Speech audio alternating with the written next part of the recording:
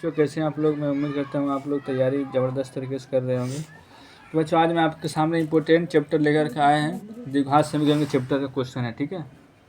द्विघात समीकरण का चैप्टर से एग्जाम में बहुत सारे क्वेश्चन बनते हैं, ठीक है। तो इंग्लिश बोलते हैं क्वाड्रेटिक इक्वेशन। द्विघात समीकरण का चैप्टर जो होता है, जो इसके अंदर जो क्वेश्चन होते हैं बहुत ईजी क्वेश्चन होते हैं, पर क्या होता है इसके अंदर बहुत सारे कन्फ्यूजन होते हैं, मिस अंडरस्टैंडिंग ज़्यादा होता है इस क्वेश्चन के अंदर। बच्चे बहुत कंफ्यूज करते हैं कि किसका मान निकालना है, किसका मान नहीं निकालना है। जिस बच्चे को अगर गुणनखंड बनाने आता होगा क्योंकि तो क्या होगा उसके लिए चैप्टर बहुत आसान है कि कैसे इसको बनाया जाता है। तो आइए देखते हैं इसको कैसे इसका मूल ज्ञात करना है। कहता है सवाल के अंदर कहता है कि द्विघात समीकरण रूट 2x² + 7x + 5√2 = 0 के मूल गुणनखंड विधि से हल करने बोलता है। अगर बोलेगा बच्चा आपको यहाँ पर द्विघात सूत्र से हल करें तो आपको इस द्विघात सूत्र को मानना है a = √2 हो जाएगा, b = 7 हो जाएगा, c = 5√2 हो जाएगा। और आपको फॉर्मूला लगाना से धारा 4 के नियम का, यानी -b ± √b² - 4ac/2a। लेकिन यहाँ पर बच्चा आपको कह रहा है कि गुणनखंड विधि से हल करें। तो आइए इसको हम सोल्व करते हैं गुणनखंड विधि से। गुणनखंड विधि से कैसे सोल्व करेंगे देखिए, √2x² + 7x + 5√2 = 0। अब बच्चों हमको गुना करके कितना लाना है, 5√2 को अगर √2 से गुना कर देंगे तो कितना आ जाएगा, 10 आ जाएगा, क्योंकि √2 में √2 2 होता है, 5 दूनी 10 हो जाएगा। अब जोड़ के यहाँ पर कितना लाना है बच्चों, 7x लाना है। क्या लाना है, 7x लाना है। तो आपको यहाँ पर क्या करना है, √2x² और यहाँ पर क्या करना है आपको 2x + 5x लिखना है। क्या लिखना है, +5√2 = 0। अब आप बोलिएगा सर यहाँ पर 5x क्यों नहीं लिखते हैं, यहाँ पर 2 क्यों नहीं लिखते हैं। देखिए यहाँ पर √2 है तो यहाँ पर 2 लिखेंगे तो क्या होगा, कॉमन लेना आसान होगा। यहाँ पर 5 है, 5 लिखेंगे तो क्या होगा, कॉमन लेना हमारे लिए आसान होगा, इसलिए इस तरीके से लिखेंगे, ठीक है। अब क्या करेंगे, यहाँ पर देखना है बच्चा आपको कि √2 × √2 क्या होता है, आपका 2 होता है, यानी कि 1 2 के अंदर 2 को √2 होता है, क्योंकि इसको अगर हम गुना करेंगे √4 होगा, वर्गमूल क्या निकलेगा हमारा 2 निकलेगा, ठीक है। तो क्या करेंगे, यहाँ पर 1 √2 है, इसके अंदर 2 √2 है, तो क्या करेंगे 1 √2 कॉमन ले लेंगे, यहाँ x², यहाँ x कॉमन ले लेंगे। अब क्या बचा, इसके अंदर x बचा, यहाँ पर क्या बच गया बच्चों, 1 √2 बच गया। उसी तरह बच्चों क्या दोनों जगह क्या 5 5 है, तो 1 5 कॉमन लेंगे तो क्या बचेगा, x + √2 = 0। उसके बाद क्या करना है हमें बच्चों, x + √2 कॉमन लेंगे तो अब क्या बचा इसके अंदर, ये और ये कॉमन ले लिए, तब क्या बचा इसके अंदर √2x, यहाँ पर क्या बच गया बच्चों 5 = 0। उसके बाद फिर क्या करना है, x + √2 = 0 और √2x + 5 = 0। तो अब क्या करना है, x बराबर क्या लिख देंगे, बराबर को उधर भेज देंगे, -√2 हो जाएगा। और यहाँ पर क्या करेंगे, √2x = -5, यानी कि x बराबर क्या हो जाएगा बच्चों, -5/√2। तो अतः लिख देंगे, अतः मूल बोला था निकालने, तो मूल बराबर क्या क्या हम होगा आंसर हमारा, -√2, -5/√2। ये हो गया आपका आंसर। जब भी इस तरीके का सवाल रहे कि मूल निकालने के लिए बोले गुणनखंड विधि से बोले, मूल का मतलब क्या होता है बच्चों कि अगर यहाँ पर x के रूप में क्वेश्चन है, x² है तो आपको x का मान निकालना है, y के रूप में देखा तो y का मान निकालना है, यानी ABCD के अक्षर में कुछ भी रहेगा उसका मान आपको निकालना है। गुणनखंड विधि से बोलेगा बच्चों तो आपको इसी तरीके से गुणनखंड करना है कि दोनों साइड को गुना करना है इधर से, और इधर से गुना करने के बाद कितना आ रहा था हमारा 10, जोड़ने पर कितना आना चाहिए 7x। तो इसको जोड़ते हैं तो 7x आता है, और गुना करेंगे तो 10x² भी आ जाता है, यानी कि दोनों प्रूव करना है, इधर वाला भी, साइड वाला भी और बीच वाला भी। तो क्या हो गया, इस तरीके से हमारा क्वेश्चन क्लियर हो गया। अब क्वेश्चन से खड़ा हो, तो बच्चों ये द्विघात समीकरण का क्या है, दूसरा क्वेश्चन है। यहाँ पर क्या था बच्चों, पहले प्रश्न में कि गुणनखंड विधि से मूल ज्ञात करने के लिए बोला था, तो हम गुणनखंड विधि से हल किए। यहाँ पर बोल रहा है द्विघात सूत्र से हल करें, हम चाहेंगे तो इसको गुणनखंड विधि से भी हल कर सकते हैं और आसान से आंसर आ जाएगा। लेकिन यहाँ पर कहा द्विघात सूत्र से, आपको द्विघात सूत्र आना चाहिए, ठीक है। तो जब भी द्विघात सूत्र से बोलेगा हल करने के लिए तो आपको क्या करना है, a बराबर मान लेना है 3, और b बराबर मान लेना है -5, और c बराबर मान लेना है आपको 2। द्विघात सूत्र क्या होता है बच्चों, यानी कि x के रूप में है तो आपको द्विघात सूत्र लिख दीजिए। और क्या होता है, -b ± √x बराबर दे करके b² 4ac/2 है, ठीक है। अब क्या करना है, माइनस बी का मान क्या है बच्चों, -5 है, तो माइनस इस तरीके से करेंगे। दो चिन्ह जब भी आवे ब्रैकेट देकर लिखना है आपको, ठीक है। Plus minus root under B square, देखिए -5 का स्क्वायर -4, ए के मान 3, सी के मान 2 बटा 2a। अब बच्चों क्या करेंगे, यहाँ पर माइनस गुना माइनस प्लस 5 प्लस माइनस 5 का स्क्वायर 25, 4 12 दूनी 24 माइनस में, ठीक है, 24 बटा 6। अब इसको हल करेंगे, क्या करेंगे, 5 प्लस माइनस 25 में 24 घटेगा बच्चों, 1 आएगा बटे 6 प्लस माइनस दिया हुआ। क्या करना है, प्लस में एक बार लिखना है और एक बार क्या करना है, बीच में माइनस दे करके एक बार लिखना है। अब इसको 5 में से 1 जोड़ देंगे, कितना आ जाएगा बच्चों, 6 बटे 6। यहाँ कितना आ जाएगा, 4 बटा 6। अब इसको काट लेंगे, 2 दूनी 4, 2 तिया 6, यानी कि कितना आ गया, x बराबर क्या आ गया, 1,2/3। ये हो गया द्विघात सूत्र से आपका आंसर। जब भी बच्चों द्विघात सूत्र के बोले तो द्विघात सूत्र यही होता है, -b plus minus b square minus 4c बटे 2a।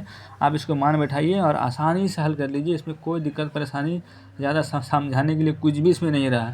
तो मैं उम्मीद करता हूँ आपको ये क्वेश्चन अच्छा भी लगा होगा और आसान से समझ में भी आ गया होगा। तो बच्चों ये क्या है, तीसरा क्वेश्चन है द्विघात समीकरण का, √3y² प्लस 11y प्लस 6√3 बराबर 0 का विवेचक या विवेचकर का मान लिखें। देखिए बच्चों, इसमें क्या होता है कि एग्जाम के अंदर दो चीज़ में से एक चीज़ रहेगा या दोनों चीज़ रहेगा। बहुत सारे बच्चे लोग सोचते हैं कि विवेचकर क्या होता है, विवेचक क्या होता है।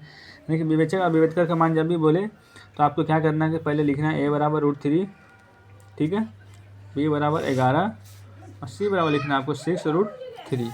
विवेचक या विवेचकर बोले तो इसको इंग्लिश में शॉर्टकट में लिखते हैं हम, डी लिखते हैं। डी होता है डिस्क्राइमिनेंट होता है, ठीक है। डी बराबर फॉर्मूला आपको ये लिखना है, b स्क्वायर माइनस 4ac लिखना है। क्या लिखना है, b स्क्वायर माइनस 4ac लिखना है। b का मान क्या है बच्चों, 11 का स्क्वायर माइनस 4, a का मान क्या है बच्चों, √3, c का मान क्या है बच्चों, 6√3। अब उसको क्या करना, गुना कीजिए, 11 का वर्ग, देखिए पहले जो रूट से बाहर उसको गुना कीजिए, 6 चौक 24 और √3 ना √3 कितना हो जाएगा, 3, 24 दिया 72। इसको घटा दीजिए, 11 में 2 जाएगा 9, यहाँ बचेगा 1, 11 में से 7 जाएगा 4। यही था बच्चों आपका विवेचक या विवेचकर का मान। जब भी बोले सिर्फ विवेचक या विवेचकर का मान, हो सके आपसे ये ऑब्जेक्टिव में भी ये क्वेश्चन पूछे तो आपके पास डी बराबर मान आपको निकाल करके यहाँ तक छोड़ देना, आगे कुछ भी नहीं करना है। बस ये आपका हो गया विवेचक और विवेचकर। तो ये क्वेश्चन आपको समझ में आ गया होगा। तो बच्चों ये चौथा क्वेश्चन और भी इम्पोर्टेंट है। कहते हैं यदि x-1 कॉमा दिया हुआ, ठीक है, फिर यहाँ पर कहता है 3x² माइनस px प्लस 4 का गुणनखंड का एक गुणनखंड हो तो p का मान बताइए। तो जब भी इस तरह का क्वेश्चन रहेगा तो गुणनखंड मतलब क्या था, जब गुणनखंड क्वेश्चन जब हल करते थे तो क्या करते थे, बराबर 0 देकर के हल करते थे, है ना। तो यहाँ पर गुणनखंड क्या दिया हुआ, x-1 दिया हुआ, ठीक है, इसको बराबर 0 देकर के हल कर लेंगे, x मान 1 आ गया। अब यहाँ पर p ऑफ x यानी कि समीकरण क्या दिया हुआ है वो लिखना है आपको, 3x² माइनस px प्लस 4, ठीक है। उसके बाद बच्चों क्या करना कि x1 क्या है, वहाँ पर 1 रख देना यहाँ पर सामने में, ठीक है। अब जहाँ जहाँ x है वहाँ पर क्या होगा, 1 रखा जाएगा आपको, 3 गुना 1 का स्क्वायर माइनस p गुना 1 प्लस 4 बराबर 0 देना है। क्योंकि बराबर 0 नहीं देंगे फिर आप इसको हल नहीं कर पाइएगा, क्योंकि इसमें आपको p का मान चाहिए। 2 अल्फ़ाबेटिकल आ गया, इसमें एक अल्फ़ाबेटिकल का मान मालूम होना चाहिए। तो x का मान मालूम है यहाँ पर, इससे मालूम कर लिए x का मान हम, ठीक है। अब यहाँ से p का मान आसानी से आपको निकल जाएगा। 3 गुना 1 तो क्या हो जाएगा बच्चों, 3 गुना 1 3 हो जाएगा, ये 1 का स्क्वायर करेंगे तो माइनस p गुना 1 p हो जाएगा प्लस 4 हो जाएगा बराबर 0। 3 गुना 1 3 प्लस 4 को जोड़ देंगे तो कितना हो जाएगा 7 माइनस p बराबर 0। माइनस p बराबर में 7 भेज देंगे माइनस में, p बराबर 7, तो p का मान क्या हो गया 7 हो गया।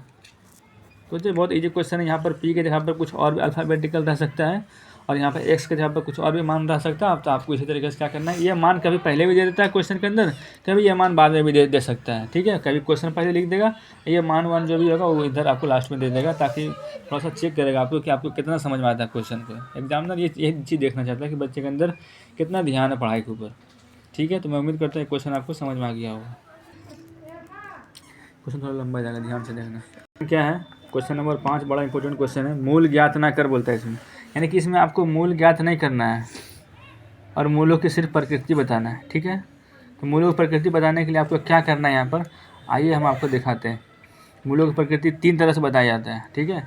जब भी इस तरीके का सवाल रहेगा तो आपको क्या करना, मानना है। पहले सोल्व लिख लीजिए यहाँ पर। जो क्वेश्चन में प्रूव करने का नहीं रहेगा वहाँ पर क्वेश्चन में सोल्व जरूर लिखिएगा। आपको ध्यान रखना है इस चीज़ एग्जाम के लिए, ठीक है।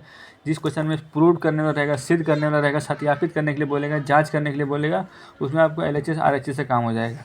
लेकिन यहाँ पर कुछ नहीं बोलेगा, वहाँ पर क्वेश्चन में आपको सोल्व लिख करके आपको, ताकि एग्जामिनर को पता चले कि यहाँ से बच्चा क्वेश्चन स्टार्टिंग किया सोल्व करने के लिए, बनाने के लिए, ठीक है। तो A बराबर क्या हो जाएगा, 4/3। B बराबर क्या होगा बच्चों, -2। C बराबर क्या होगा बच्चों,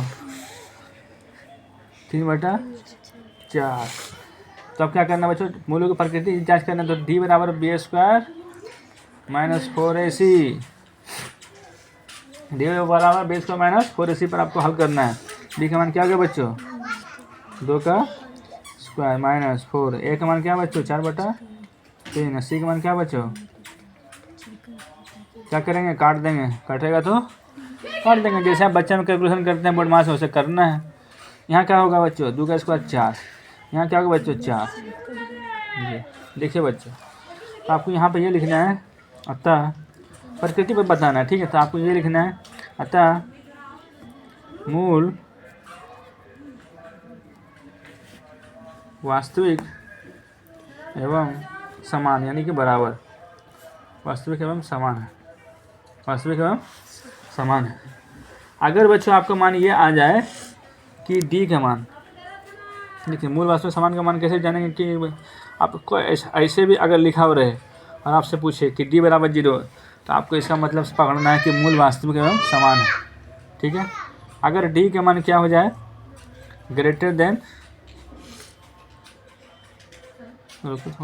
यदि मूल वास्तविक, देखो बच्चों आज का ये इंपॉर्टेंट क्वेश्चन है, क्वेश्चन नंबर 6। यदि मूल वास्तविक हो तो 2x² - 6x + 3 = 0 का द्विघात समीकरण के मूल ज्ञात कीजिए। बच्चों मूल वास्तविक होने का 3 ही चीज़ मैं बताया हूँ, ठीक है। कि अगर D के मान क्या आ जाए, 0 आ जाए तो मूल वास्तविक है। 0 से बड़ा आ जाए, प्लस में रहना चाहिए, तो वो क्या हो जाएगा कि हमारा वो मूल वास्तविक एवं असमान। लेकिन अगर D के मान माइनस आ जाए तो बच्चों ये क्या होगा कि हमारा मूल वास्तविक नहीं होगा। तो उस कंडीशन में हम आगे काम नहीं करेंगे। अगर D के मान 0 आ जाएगा तो आगे काम करेंगे, D के मान अगर बढ़ा आ जाएगा तो भी आगे काम करेंगे, लेकिन माइनस आएगा वहीं पर स्टॉप कर देंगे, लिख देंगे तो यह मूल वास्तविक नहीं है। चलिए इसको देखते हैं कैसे इसको हल करते हैं बच्चों। सबसे पहले क्या करते हैं हम, A बराबर लिखेंगे 2, ठीक है, और B बराबर लिखेंगे 6, और C बराबर लिखेंगे बच्चों 3, ठीक है। सबसे पहले मूलों की प्रकृति ज्ञात करने के लिए हम आपको कौन सा फॉर्मूला बताए थे, फॉर्मूला ये बताया गया था आपको मूलों की प्रकृति जांच करने के लिए कि D बराबर B² - 4AC। यहाँ से पहले जांच कर लेंगे हम कि हमारा प्रकृति क्या बोलता है। तो चलिए, B का मान क्या बच्चों, 6 का स्क्वायर -4, A का मान क्या बच्चों, 2, C का मान क्या बच्चों, 3। और इसको हल करिए, 6 का स्क्वायर 4 दूनी 8, 8 तिया 36 में 24 करेगा, क्या बचेगा, 6 में 7 जाएगा 2, 12 आ गया। क्या आ गया बच्चों, 12। तो बताइए क्या है, मूल वास्तविक एवं असमान है। 0 नहीं आया तो क्या हो गया, असमान। 0 से बड़ा हुआ कि नहीं, तो 0 से बड़ा आ गया तो हमारा प्रकृति क्या हो गया बच्चों, 12। ये हमारा असमान है। 0 आता तो समान होता, माइनस आता तो क्या लिख देते, मूल वास्तविक है ही नहीं, यहाँ से आगे हो गए नहीं। लेकिन जब ऐसा आ गया तो क्या हमको मूल की प्रकृति मालूम चल गया। 2 कंडीशन में, जब 0 आ जाए या 0 से बड़ा आ जाए तो हम आगे यहाँ से क्या करेंगे, सिर्फ देखना है यहाँ से, ठीक है। अब बोला बच्चों द्विघात समीकरण के मूल ज्ञात करें। तो यहाँ से क्या करेंगे, क्या है, x के रूप में सवाल, तो x बराबर लिखेंगे -b plus minus √B² - 4AC नहीं लिखना है, क्योंकि D बराबर तो लिखिए, यहाँ पर डायरेक्ट हम D भी लिख सकते हैं, क्योंकि D बराबर क्या है, B² - 4AC। यहाँ पर E12 जो है इसका मान भी लिख सकते हैं या तो ये भी लिख सकते हैं, तो आपको शॉर्टकट में D लिखना है, ठीक है। आप चाहो तो B² - 4AC भी लिख सकते हैं। अगर B² - 4AC लिखोगे तो आपको भी मान डायरेक्ट यहाँ पर आ गया 12। D भी लिखोगे तो भी मान डायरेक्ट 12 बैठा सकते हैं। -B का मान क्या बच्चों, -6। D का मान क्या आया बच्चा आपका, 12 आया। रूट के अंदर कितना आया, 12। 2, A का मान क्या है, 2। अब क्या करना, माइनस में माइनस क्या होता है, 6। बच्चों देखो √12 का वर्गमूल क्या निकलेगा, अगर हम गुणनखंड कर दें यहाँ पर साइड में तो क्या आएगा आपका, 2 छक 12, 2 तिया 6, 3 एकम 3, यानी कि 2 को 2 है तो इसका मतलब 1 को 2 आएगा। क्या क्या आएगा, लिख देते हैं एक स्टेप। हाँ कलर 2 दूनी 4, ठीक है। अब क्या करेंगे बच्चों, 6 प्लस माइनस 4 है, 4 का वर्गमूल क्या होगा 2, एक आ जाएगा √3 रह जाएगा ऐसे बटे 4। अब क्या करेंगे बच्चों, एक बार प्लस के साथ लिखेंगे और एक बार माइनस के साथ लिखेंगे, ठीक है। अब क्या करेंगे बच्चों, कॉमन ले लेते हैं, 2 कॉमन लेंगे तो क्या बचेगा 3 प्लस √3 बटे 4।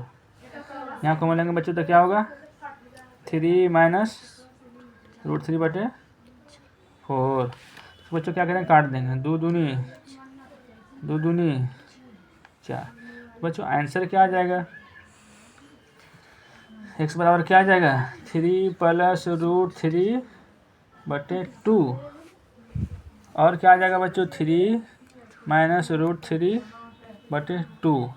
ये हो गया आपका आंसर। बच्चों रहेगा कि यदि मूल वास्तविक हो तो यहाँ पर काम दे रहा है, इस आपको बोला जाए कि अगर आपको खाने के लिए सामान अगर मिल जाए तो आप क्या 1 घंटा और काम कर सकते हैं, तो आप क्या सोचिएगा, पहले अगर खाना हमको मिले तब 1 घंटा काम करेंगे, नहीं मिलेगा तो काम वहीं से रोक देंगे। उसी तरीके से यहाँ पर क्या करना है कि यदि मूल वास्तविक हो तो मूल वास्तविक होने के शर्त क्या क्या अभी हम बताएं कि डी का मान यहाँ पर 0 आ जाए, चाहे 0 से बड़ा कोई अंक आ जाए, तब यहाँ से प्रोसेस आगे इधर लाएंगे, ठीक है। और अगर इससे प्रोसेस आगे तभी लाएंगे जब इसका डी का मान 0 और डी का मान 0 से बड़ा रहेगा, तब लाएंगे इधर प्रोसेस। और अगर माइनस में यहाँ पर डी का मान आ रहा है तो हम प्रोसेस यहीं नहीं लेंगे, यहीं पर लिख देंगे हम, चाहे क्वेश्चन में कितना बड़ा कहे ना बोला ये करिए ये ज्ञात कीजिए वो ज्ञात कीजिए, हम आगे वहीं पर रोक देंगे। अगर डी का मान यहाँ पर जहाँ माइनस आएगा सीधा लिख देंगे मूल वास्तविक नहीं है, तो आपको पूरा नंबर दे दिया जाएगा उसी टाइम, ठीक है। तो बच्चों जब भी इस तरीके का क्वेश्चन रहे कि यदि मूल वास्तविक हो तो आपको द्विघात समीकरण का मूल ज्ञात करना है, तो आपको समझना कि x का मान निकालना है, तो उससे पहले क्या करना है डी बराबर पहले हम जांच कर लेंगे कि इसका खून के अंदर कौन कौन सी बीमारी है, उसके बाद हम दवा आगे बढ़ाएंगे। जब बीमारी पता नहीं चलेगा तो फिर हम दवा कैसे दे सकते हैं। तो बच्चों मैं उम्मीद करता हूँ कि आज की वीडियो आपको बहुत अच्छा लगा होगा। ये द्विघात समीकरण का जो इंपॉर्टेंट क्वेश्चन था, मैं पूरी गारंटी साथ बताता हूँ कि जिस तरीके का क्वेश्चन हम आपके सामने लेकर के आएंगे, इस तरीके का जितना सारा क्वेश्चन अगर आप सही कर लेते हैं और देख करके अपना कॉन्सेप्ट बैठा लेते हैं माइंड के अंदर, तो आपको किसी भी तरह का जो परेशानी का सामना नहीं कर सकते हैं आप एग्ज़ाम के अंदर। अगर द्विघात समीकरण से कोई भी क्वेश्चन अगर पूछ दिया जाए तो आप आसान से और आराम से कोई भी क्वेश्चन को आप सोल्व कर सकते हैं। तो मैं उम्मीद करता हूँ आपको आज की वीडियो अच्छा लगा होगा और मैं मिलता हूँ आपसे नेक्स्ट वीडियो में। जय हिंद, जय भारत।